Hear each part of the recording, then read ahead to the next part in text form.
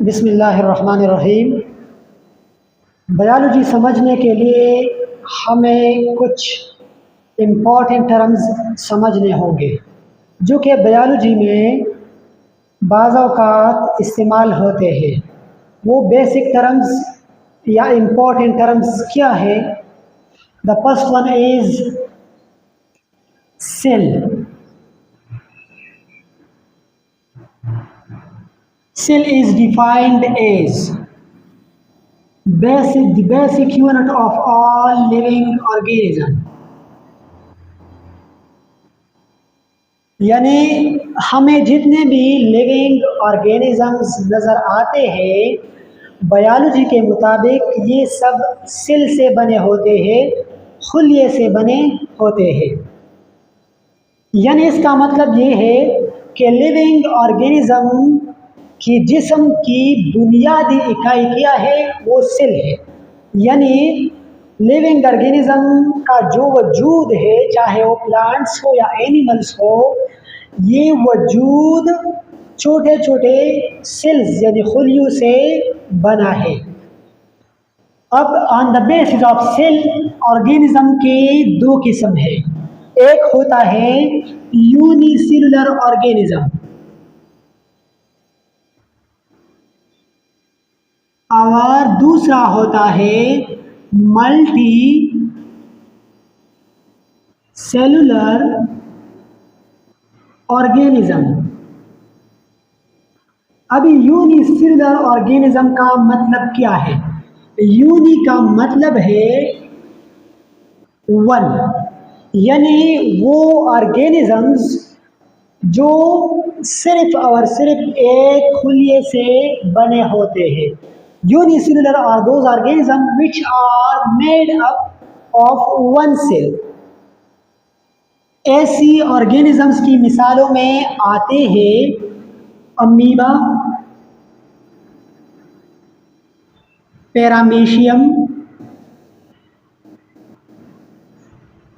Etcetera.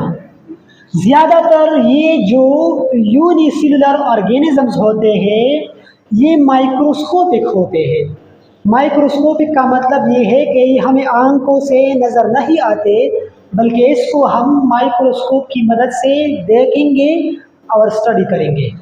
दूसरा, on the basis of cell the organism type is multicellular organism।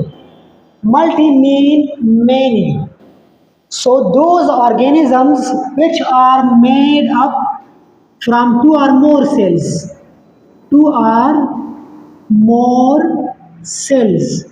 यानी biology में वो जानदार, चाहे वो प्लांट हो या एनिमल हो, जो दो या दो से ज़्यादा सेल से खुलियों से बना होता है।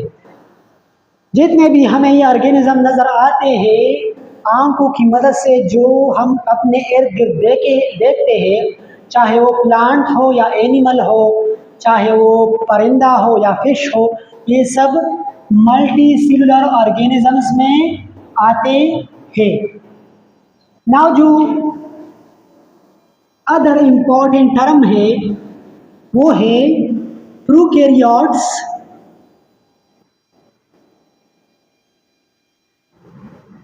and eukaryotes।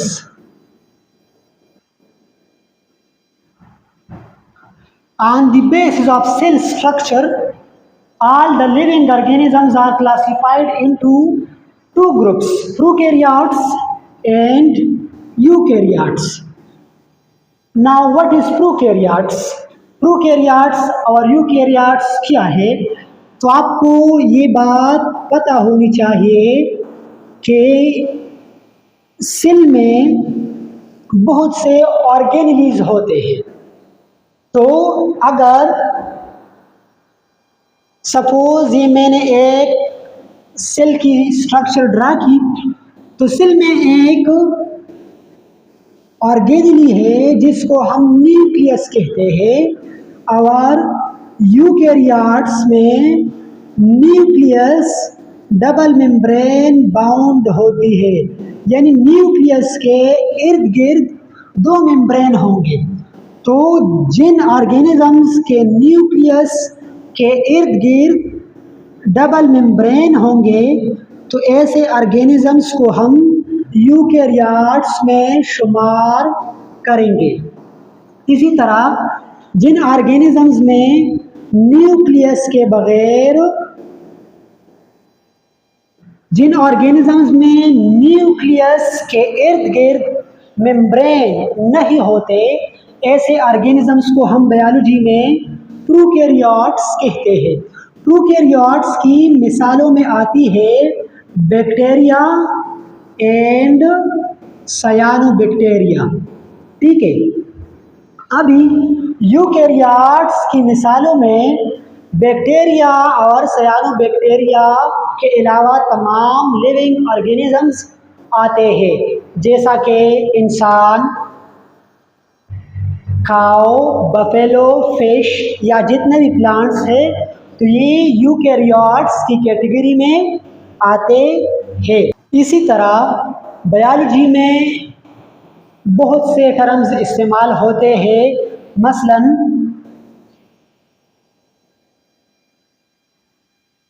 Heterotrophs,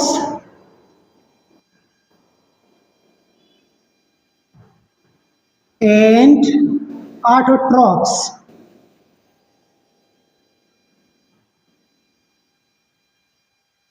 on the basis of food source, खुराक की बुनियाद पर बायोलॉजी में या दुनिया में दो किस्म के लिविंग ऑर्गेनिजम्स हैं।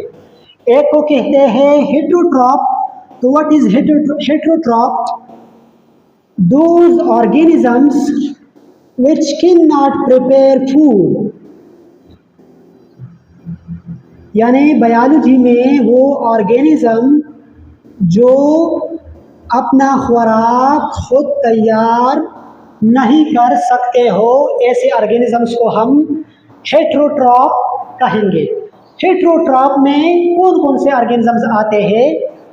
तो ग्रीन प्लांट्स के अलावा जितने भी प्लांट्स हैं, जितने भी लिविंग ऑर्गेनिजम्स हैं, मिसाल के तौर पर ह्यूमन है, फंजाई है, या जो भी है, काव है, बफेलो है, फिश है, जितने भी लिविंग ऑर्गेनिजम्स हैं ग्रीन प्लांट्स के अलावा और सायानोबैक्टीरिया के अलावा या बाज बैक्टीरिया के अलावा जितने भी लिविंग ऑर्गेनिजम्स हैं तो ये हेटरोट्रॉप्स में आते हैं। तो हेटरोट्रॉप्स में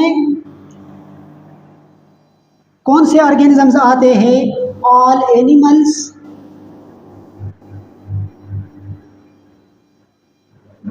एंड फंजाई। इसी तरह ऑटोट्रॉप्स वो ऑर्गेनिजम्स जो अपना खुराक खुद तैयार कर सकते हो, तो ऐसे ऑर्गेनिजम्स को, ऐसे लिविंग थिंग्स को हम क्या कहते हैं? हम ऑटोट्रॉप्स कहते हैं। यानी मिसाल के तौर पर all green plants, all green plants. इसके अलावा इस कैटेगरी में आते हैं सायानोबैक्टीरिया। तो सायानोबैक्टीरिया भी क्या है? ऑटोट्रॉप है। इसके अलावा सम बैक्टीरिया और भी है।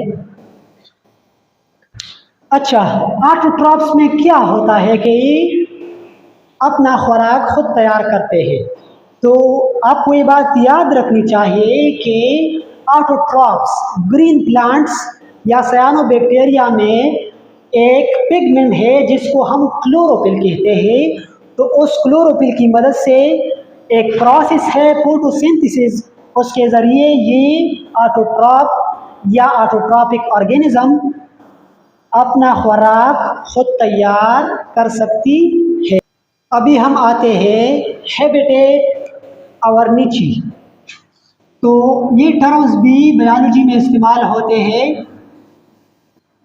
हैबिटेट एंड निची या निकी भी बाज़ लोग कहते हैं। Habitat in biology the place of living of an organism, यानी ऐसी जगह जहाँ पर एक लिविंग ऑर्गेनिज्म रहता हो, तो उस जगह को उस लिविंग ऑर्गेनिज्म की हैबिटेट कहलाते हैं। जैसा कि मिसाल के तौर पर the habitat of fish is a water, यानी मछली कहाँ रहती है, तो मछली पानी में रहती है, इसलिए the habitat of fish is a water. इसी तरह नीचे role of an organism that it plays in the ecosystem, यानी इस दुनिया में जितने भी लिविंग ऑर्गेनिज्म है,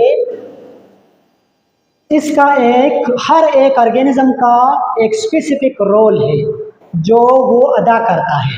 फॉर एग्जांपल द ग्रीन